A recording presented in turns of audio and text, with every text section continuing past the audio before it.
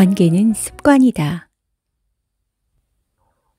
끌리는 사람은 마음가짐부터 다르다. 얼마 전 답답한 마음을 가눌 수 없어 고뇌라는 단어를 포털 사이트 검색창에 쓴 뒤 엔터키를 눌렀습니다. 뭔가 힘이 될 만한 책이나 글을 찾았으면 하는 바람이었죠. 불안한 마음을 달랠 수 있는 그런 책을 말입니다. 오랜 시간을 그렇게 보냈음에도 불구하고 제 생각과 달리 마음에 와닿는 글은 없었습니다. 어딘가 기대고 싶었던 마음은 어느새 상실감으로 변해 있었습니다. 하지만 미련을 못 버린 채 계속해서 인터넷 세상을 떠돌았습니다. 제가 그를 찾고자 했던 이유는 누군가를 만나 얻게 되는 위로가 아니라 어떤 울림 같은 것을 바랐기 때문입니다. 직접적인 만남으로는 구할 수 없는, 그를 통해 오롯이 느끼고 받아들여 움직일 수 있게끔 하는 그 무엇을 찾고자 함이었죠. 사실 누구나 마음이 힘들면 사람을 찾습니다. 하지만 나이가 들수록 정작 마음을 나눌 수 있는 사람이 없다는 것을 실감합니다. 풍요 속의 빈곤이라 할 수 있을까요? 제 아무리 주변에 사람이 많더라도 온전히 마음을 이해하고 진심으로 받아줄 사람이 흔치 않으니까요. 아마도 나이와 맞물려 마음의 때가 쌓였기 때문이 아닐까 합니다. 어느 순간부터 현실이 고되고 버겁게 느껴지면 책을 찾습니다. 제가 경험한 삶은 사람보다 그래서 더 큰 위로를 받는 삶이었기 때문입니다.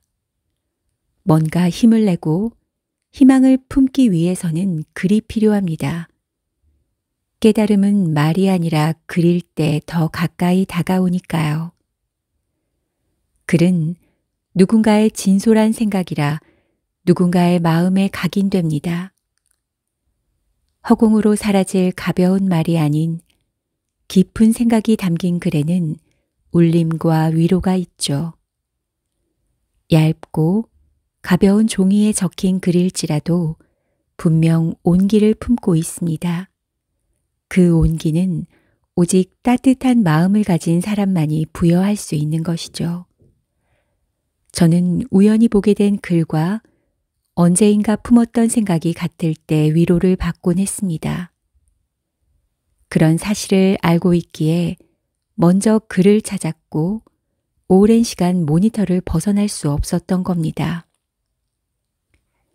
시간이 걸리긴 했지만 다행히 그날 한 권의 책을 발견했습니다.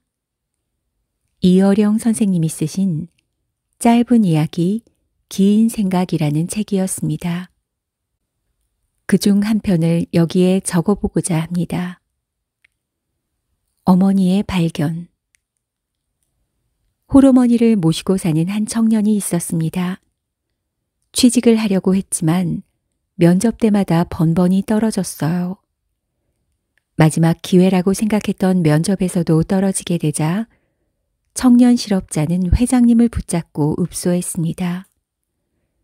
늙으신 홀어머니를 모시고 삽니다. 한 번만 더 기회를 주세요. 뜻밖에도 회장님은 관심을 보이면서 이렇게 대답했습니다. 노모가 계신다고? 그러면 발을 씻겨드리고 내일 다시 오게. 집으로 돌아온 청년은 회장님의 요구대로 생전 처음 어머니의 발을 씻겨드리고자 했지요. 그 순간 어머니의 발에 박힌 굳은 살을 본 것입니다. 그것은 사람의 발이 아니었습니다. 거북이 등처럼 굳어진 발은 여기저기 갈라지고 발톱은 닳아 검게 오그라져 있었습니다. 어머니가 나를 위해 가셨던 길들은 1000걸음인가 10,000걸음인가. 아들을 위해 발바닥이 닳고 피멍이 들도록 걸어온 사랑과 슬픔의 흔적들이었습니다. 청년은 펑펑 쏟아지는 눈물을 감출 수 없었지요. 어머니의 발을 만져보고서야 비로소 어머니의 마음을 만져볼 수 있었습니다. 다음 날 회사로 찾아간 청년은 회장님에게 인사를 했습니다. 회장님 감사합니다. 회장님은 저에게 어머니의 사랑이 어떤 것인지 온몸으로 깨닫게 해주셨습니다. 면접도 마다 않고 돌아서 나오려는 청년에게 회장님은 말했습니다. 되었네. 내일부터 출근하게. 이어령, 짧은 이야기, 긴 생각 중에서. 사실 이 이야기는 전혀 새로울 것이 없는 내용입니다. 하지만 울림은 무엇보다 큽니다. 그 이유는 누구나 똑같은 마음을 가졌기 때문일 겁니다. 단지 이어령 선생님은 마음속 깊이 숨겨져 있는 것을 글로 끄집어낸 것뿐이죠. 제가 힘을 얻을 수 있었던 이유도 새로움이 아니라 이미 제 안에 있었던 것이 새롭게 다가와서인 거니까요. 자신의 마음일지라도 정확히 알기란 불가능합니다. 하루에도 숱하게 변덕을 부리는 게 마음입니다. 하물며 다른 사람의 마음을 알고 얻는 것은 결코 쉽지 않은 일이죠. 하지만 어렵긴 해도 누구나 사람의 마음을 얻을 수 있습니다.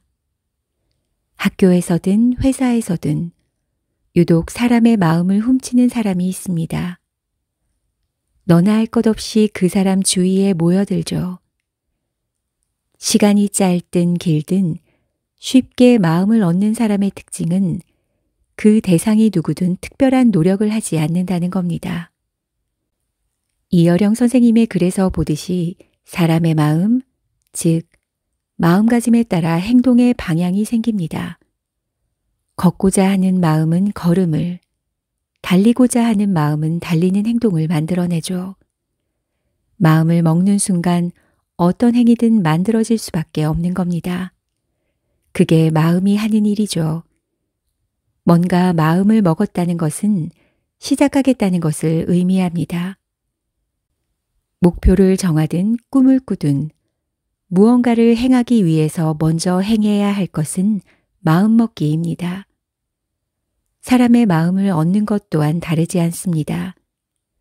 좋은 사람이 되겠다는 마음만 있으면 많은 사람의 마음을 어렵지 않게 얻을 수 있습니다. 마음을 얻기 위한 인위적 노력은 필요 없습니다. 마음을 얻는 일은 저절로 만들어지는 것이지 결코 얻고자 하는 생각이 만들어주지 않기 때문이죠. 사람의 마음을 얻고 싶은 바람은 누구나 품기 마련입니다. 우리가 살아야 할 이유를 만들어주는 것은 어쩌면 자신을 진심으로 아껴주고 응원해줄 사람이니까요. 말보다 행동으로 보여준다.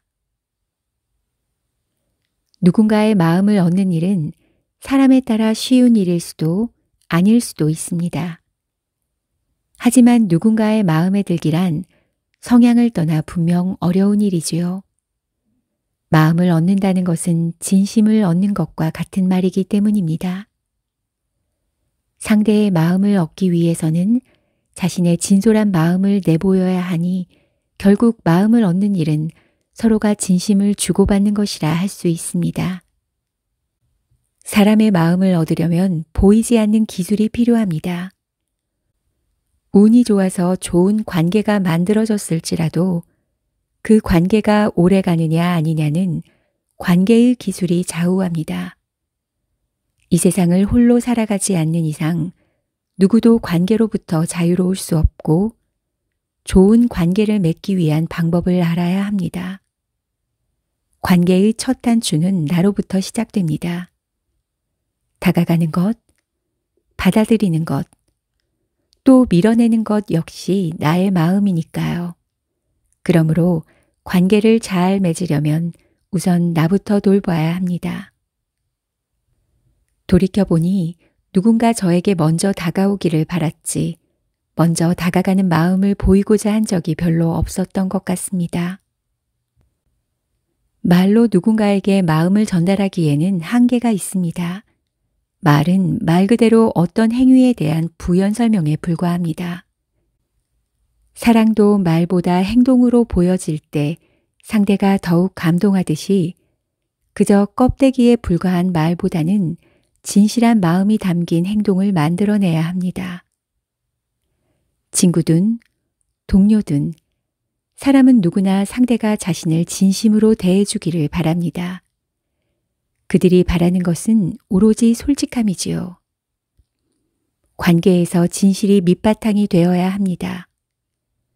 아무것도 아닌 것처럼 사소하게 느껴지지만 조금 더 깊이 들여다보면 모든 관계는 진실한 마음에서 비롯됨을 알 수 있습니다. 비록 시간이 흘러 퇴색되기도 하지만 진실한 마음으로부터 관계가 시작되는 듯합니다. 이렇듯 사람의 마음을 얻는 방법은 단순하고 쉽습니다. 나의 솔직한 마음만 내어주면 되니까요.